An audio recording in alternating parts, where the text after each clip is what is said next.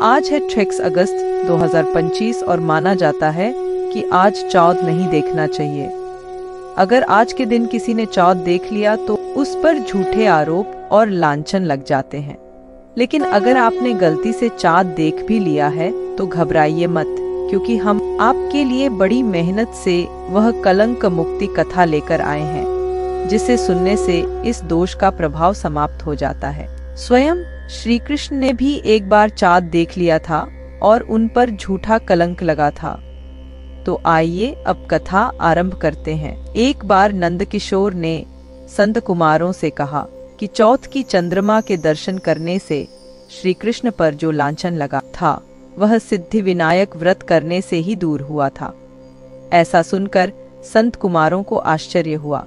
उन्होंने पूर्ण ब्रह्म श्री कृष्ण को कलंक लगने की कथा पूछी तो नंदकिशोर ने बताया, एक बार जरासंध के भय से श्री कृष्ण समुद्र के मध्य नगरी बसाकर रहने लगे। इसी नगरी का नाम आजकल द्वारिकापुरी है। द्वारिकापुरी में निवास करने वाले सत्यराजित यादव ने सूर्य नारायण की आराधना की। तब भगवान सूर्य ने उसे नित्य 8 भार सोना देने वाली स्यमंतक नामक मणि अपने गले से उतार कर दे दी। मणि पाकर सत्यराजित यादव जब समाज में गया तो श्री कृष्ण ने उस मणि को प्राप्त करने की इच्छा व्यक्त की। सत्यराजित ने वह मणि श्री कृष्ण को न देकर अपने भाई प्रसेनजित को दे दी। एक दिन प्रसेनजित घोड़े पर चढ़कर शिकार के लिए गया। वहां एक शेर ने उसे मार डाला और मणि ले ली। रीछों का राजा जामवंत उस सिंह को मारकर मणि लेकर गुफा में चला गया। जब प्रसेनजित कई दिनों तक शिकार से न लौटा तो सत्यराजित को बड़ा दुख हुआ। उसने सोचा, श्री कृष्ण ने ही मणि प्राप्त करने के लिए उसका वध कर दिया होगा। अतः बिना किसी प्रकार की जानकारी जुटाए उसने प्रचार कर दिया कि श्री कृष्ण ने प्रसेनजित को मारकर स्यमंतक मणि छीन ली है। इस लोक निंदा के निवारण के लिए श्री कृष्ण बहुत से लोगों के साथ प्रसेनजित को ढूंढने वन में गए।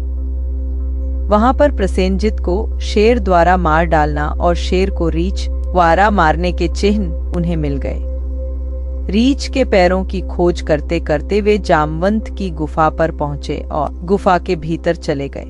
वहां उन्होंने देखा कि जामवंत की पुत्री उस मणि से खेल रही है।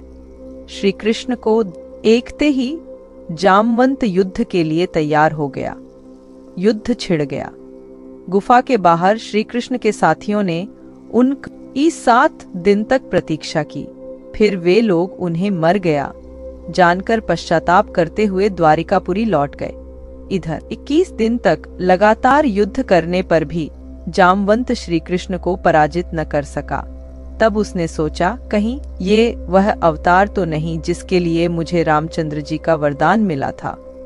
यह पुष्टि होने पर उसने अपनी कन्या का विवाह श्री कृष्ण के साथ कर दिया और मणि दहेज में दे दी। श्री कृष्ण जब मणि लेकर वापस आए तो सत्यराजित अपने किए पर बहुत लज्जित हुआ। इस लज्जा से मुक्त होने के लिए उसने भी अपनी पुत्री का विवाह श्री कृष्ण के साथ कर दिया। कुछ समय के बाद श्री कृष्ण किसी काम से इंद्रप्रस्थ चले गए।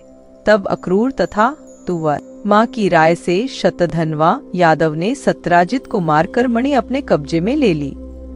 सत्यराजित की मौत का समाचार जब श्री कृष्ण को मिला तो वे तत्काल द्वारिका पहुंचे। वे शतधन्वा को मारकर मणि छीनने को तैयार हो गए। इस कार्य में सहायता के लिए बलराम भी तैयार थे।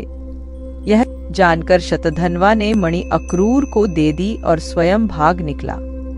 श्री कृष्ण ने उसका पीछा करके उसे मार तो डाला, पर मणि उन्हें नहीं मिल पाई।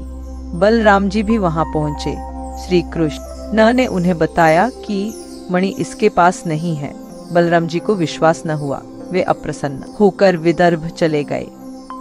श्री कृष्ण के द्वारिका लौटने पर लोगों ने उनका भारी अपमान किया। तत्काल यह समाचार फैल गया कि स्यमंतक मणि के लोभ में श्री कृष्ण ने अपने भाई को भी त्याग दिया। श्री कृष्ण इस अकारण प्राप्त अपमान के शोक में डूबे थे कि सहसा वहां नारद जी आ गए। उन्होंने श्री कृष्ण जी को बताया, आपने भाद्रपद शुक्ल चतुर्थी के चंद्रमा का दर्शन किया था, इसी कारण आपको इस तरह लांछित होना पड़ा है। श्री कृष्ण ने पूछा, टोटके तो नद्रमा को ऐसा क्या हो गया है जिसके कारण उसके दर्शन मात्र से मनुष्य कलंकित होता है। तब नारद जी बोले, एक बार ब्रह्मा जी ने चतुर्थी के दिन गणेश जी का व्रत किया था। गणेश जी ने प्रकट होकर वर मांगने को कहा तो उन्होंने मांगा कि मुझे सृष्टि की रचना करने का मोह न हो। गणेश जी जो ही तथास्तु कहकर चलने लगे, उनके विचित्र व्यक्तित्व को देखकर चंद्रमा ने उपहास किया। इस पर गणेश जी ने रुष्ट होकर चंद्रमा को शाप दिया कि आज से कोई तुम्हारा मुख नहीं देखना चाहेगा। शाप देकर गणेश जी अपने लोक चले गए और चंद्रमा मानसरोवर की उमुदिनियों में जा छिपा। चंद्रमा के बिना प्राणियों को बड़ा कष्ट हुआ। उन एक कष्ट को देखकर ब्रह्मा जी की आज्ञा से सारे देवताओं के व्रत से प्रसन्न होकर गणेश जी ने वरदान दिया कि अब चंद्रमा शाप से मुक्त तो हो जाएगा, पर आद्रपद शुक्ल चतुर्थी को जो भी चंद्रमा के दर्शन करेगा उसे छोरी आदि का झूठा लांछन जरूर लगेगा। किंतु जो मनुष्य प्रत्येक द्वितीया को दर्शन कर आ रहेगा वह इस लांछन से बच जाएगा। इस चतुर्थी को सिद्धि विनायक व्रत करण ऐसे सारे दोष छूट जाएंगे। यह सुनकर देवता अपने अपने स्थान को चले गए। इस प्रकार भाद्रपद शुक्ल चतुर्थी को चंद्रमा का दर्शन करने से आपको यह कलंक लगा है। तब श्री कृष्ण ने कलंक से मुक्त होने के लिए यही व्रत किया था। कुरुक्षेत्र के युद्ध में युधिष्ठिर ने भगवान श्री कृष्ण से पूछा, भगवान, मनुष्य की मनोकामना सिद्धि का कौन सा उपाय है? किस प्रकार मनुष्य धन, पुत्र, सौभाग्य तथा विजय प्राप्त कर सकता है? यह सुनकर श्री कृष्ण ने उत्तर दिया, यदि तुम पार्वती पुत्र श्री गणेश का विधिपूर्वक पूजन करो तो निश्चय ही तुम्हें सबको इच्छा प्राप्त हो जाएगा। तब श्री कृष्ण की आज्ञा से ही युधिष्ठिर जी ने गणेश चतुर्थी का व्रत करके महाभारत का युद्ध जीता था। तो ये थी कलंक मुक्ति की कथा। जय श्री कृष्णा।